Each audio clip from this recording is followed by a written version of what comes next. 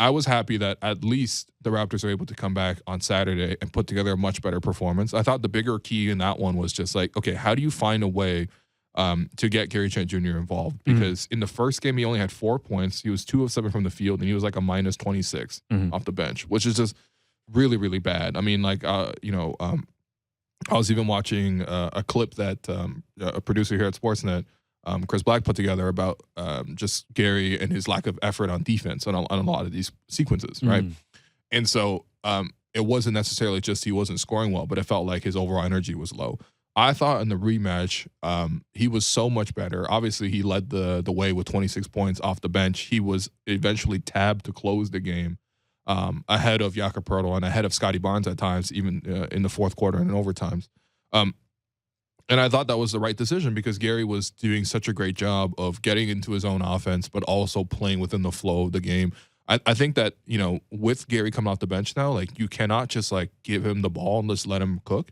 That's not the kind of player he is. Yeah, you were referring to it as like a Lou Williams type offense for him, right? A lot of times, like, you want like a 6-man who can score like that, like Gary does, right? And I think that he has some of those qualities, but I think at the same time, he's not a Lou Williams. He's not a Jamal Crawford. He's not like a Manu Ginobili type where they can really handle, run the whole offense and get great looks and all that kind of stuff. I think for Gary, you need to run some looks for him, right? Whether that's, and it doesn't necessarily have to be like the most complicated actions, but I just feel like you got to give Gary an opportunity where you have maybe a pick and roll on one side of the floor, and then you kick it to the other side, you give it to Gary, and then you come up with a quick screen, and then Gary's able to attack. And when he gets in that mid-range area, he's been really good. Like this season, in that like free throw line extended area, he's about 50% on the mid-range, right? He's been really, really strong. We saw him make like 4 or 5 of those looks in the second win against Washington, or the second game against Washington.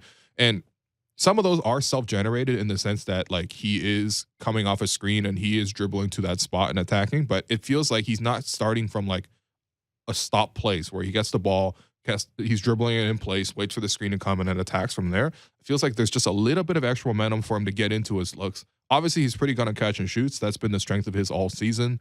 It's been the strength of his pretty much this whole career. And I thought that, at the start of the game on Saturday, Pascal got him going with a quick 3 in transition where Pascal attacked and then kicked it out. Then Fred got it going with the pick and roll, then kicked it out to Gary at the top for 3.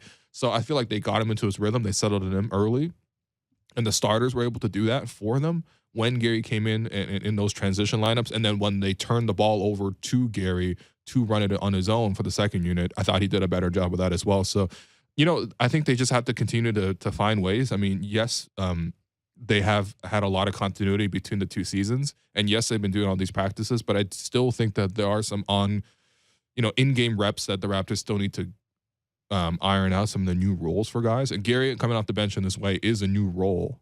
So hopefully we get to see more of ways where the Raptors can involve him. But yeah, he's a huge piece. And, I think that, Saturday was a huge example of that.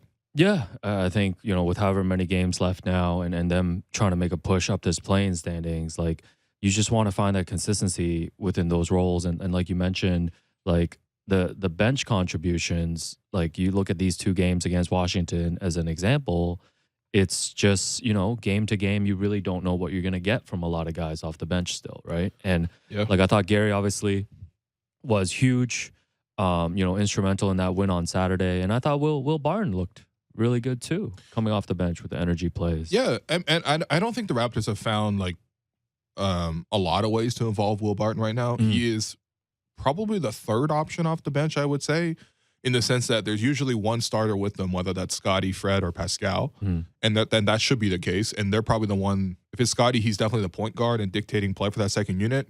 If it's Fred, he's probably going to be the point guard for that unit. If it's Pascal, he's going to be the point guard and the primary scorer for that unit. And then Gary, obviously coming off the bench, most of the plays are being run for him, and that's the right way to go. I think that, you definitely need to continue doing that. Will is like the 3rd option in that sense. So, and he's not really like jacking up any shots, which is good, right? But I still think that there are probably ways to find him more looks and being more involved. But in the meantime, it's like, make your own plays, right? And you can make your own plays on defense. And I thought that the defensive effort from Will Barton was really strong. I wasn't expecting it, really. I just didn't think they had a very strong defensive reputation. And whatever, like one good game against Washington in a limited capacity doesn't necessarily mean that, all of a sudden he's like Ron Artest on defense. Mhm. But at the same time, I liked seeing him compete and find ways to contribute towards the win, and he just didn't fade out into the background. Because I've seen a lot of Raptors point guards, especially off the bench, just completely fade out of the game. There's a lot of games where it's like Malachi plays and you don't even notice him, or like, you know, Delano plays and you don't really notice him, or if you do, you notice him for the wrong reasons. I thought Will just played his role, was really solid. There are probably more ways to find him to be involved, but right now he's like the ninth man in the rotation. So it's not even, I mean, yes, there are more opportunities, but then again, he's also the ninth man. But I think he's filling in decently, and hopefully we get to see a little bit more of it when they play Denver tonight.